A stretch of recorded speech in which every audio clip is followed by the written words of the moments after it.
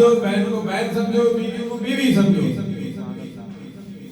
سرکار اپنے میراث صلی اللہ علیہ وسلم نے سب کو اپنا مقام دیا۔ لوگ بیوہ کو منحوس سمجھتے تھے، مطلقہ کو منحوس سمجھتے تھے۔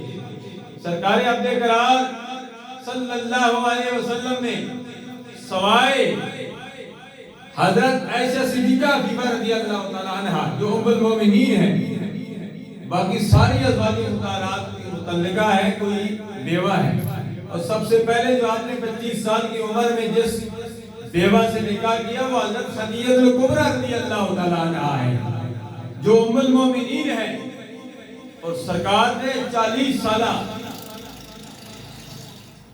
عمر کی بیوہ جس کی 40 سال عمر تھی، حضرت خدیجہ الکبریٰ سے نکاح کر کے دنیا والوں کو پیغام دیا، بیوہ منحوس نہیں ہوتی ہے، بیوہ تمہارے لیے رحمت ہوا کرتی ہے۔